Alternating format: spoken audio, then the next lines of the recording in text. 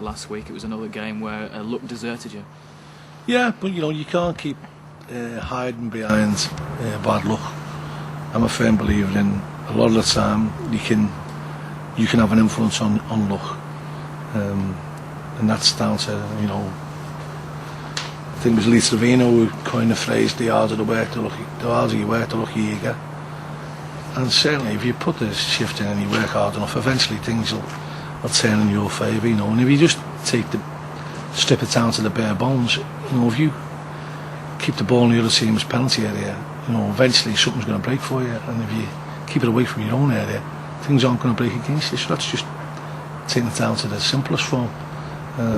But you can't really moan about luck. Sometimes it goes for you, sometimes it doesn't go for you. Yeah, we haven't had a great deal of it this season, but you shouldn't have to rely on it. You should rely on your own ability and your own desire to win games. What pleased you most about the performance? Because there were a lot of things that the team did that were quite pleasing on the eye, if you like. I think we passed the ball better last week, but unfortunately again we're getting plagued by conceding the silly goals, and goals that can be stopped by organisation are the ones that hurt you as a manager the most. When you give people specific jobs to do and they don't do them, well then you really can't carry so much blame, unless you replace them players. You're trusting people to do a job, and unfortunately sometimes they don't do it.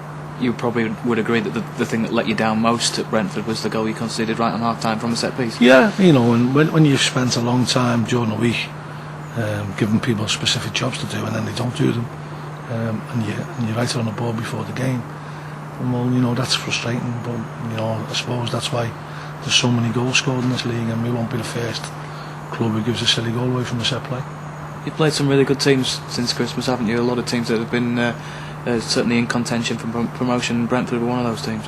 Yeah, they're a decent side, Brentford, but we more than matched them. And I thought it was a bit harsh when their manager came on the paper and said that they were comfortable, because from where I was standing they didn't look comfortable, and he didn't certainly look comfortable for 70 minutes or 65 minutes. And when we were hitting the bar and the post and having one scrambled off the line, the keeper's making a couple of good saves, I don't think they looked too comfortable then. But at the end of the day, if we can apply pressure to teams, certainly at home, and make more chances than them, and then just be a bit more resilient at the back, I'm sure run of wins is not too far away. One player who no doubt is going to help you in the run into the end of the season is Andrew Mangan. What made you bring him back to the club? Well, we needed another striker. Leighton's been out injured for what we anticipated, and we maybe lack a bit of pace in that to bounce. We've played Sean up there, and Sean's done particularly well there. We never really had an option to bring somebody on to maybe change the game, and Andrew Fitzgerald was being able to start a game and have an understanding of Paul Mullen, and why you don't want to go down the road of you just bringing players back because you don't know anybody else. I think that's a bit harsh. I think we're bringing someone back because we know what he can do, we know what he can't do, and he won't have a long time settling in period. So I think it made sense, and he was available, and I know he was desperate to come back to the club. How much do you think the time at Bury has helped him? Because I think he's got 5 goals in 7 starts, which is not a bad record for. Well, it's good, and I think sometimes a spell away can make you realise what you can have from where you were in the first place. And I think Andrew, he was settled with the players, he gets on well with our players, and I think he likes it, and he understands what we want out of football, me and Jimmy, and I think he's prepared to put a shift in to get us what we want and also get him what he wants. Will he have matured somewhat since he's left? Obviously he had 3 sendings off in his time here. Do you think it will have helped him in he's had none this season, so you'd have to say he's going in the right direction, but I'd like to think he will. I think he's maturing as a lad as well. I think that comes with age, and hopefully he can give us a bit of a lift when we need it most.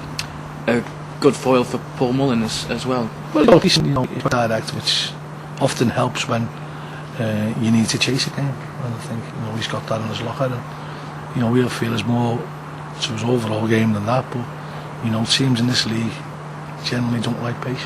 Another change to the squad this week. Phil Doughty's gone back to Blackpool. Yeah, I think Phil's a good footballer, and I'd like to go on record of thanking him for his time here.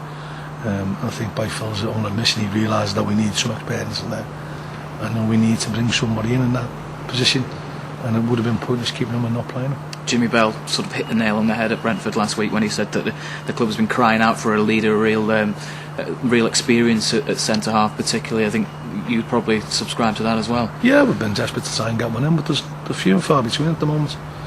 And you know, the ones that we've earmarked, hopefully we'll get some movement on them next week.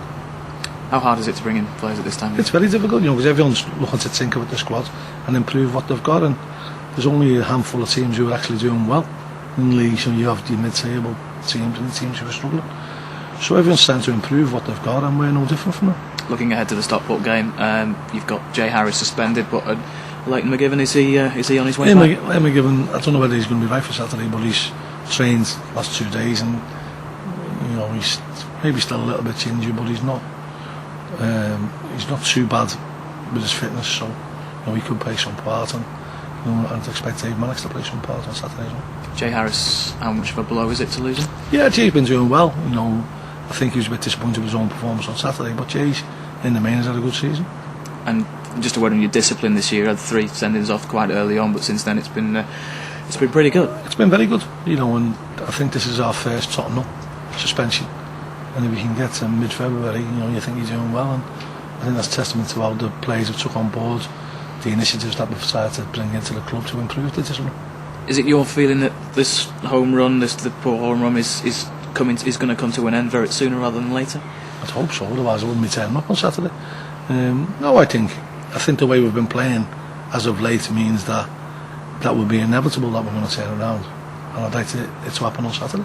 Stockport, another side going for promotion in 7th at the moment. What do you make of them?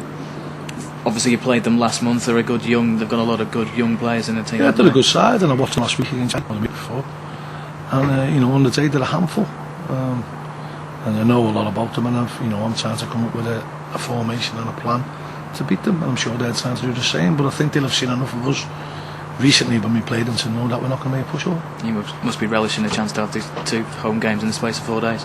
Well, I will tell you that after about 9:30 on Tuesday. You know, if we can take 6 points from that, it goes a long way to putting us where we should be.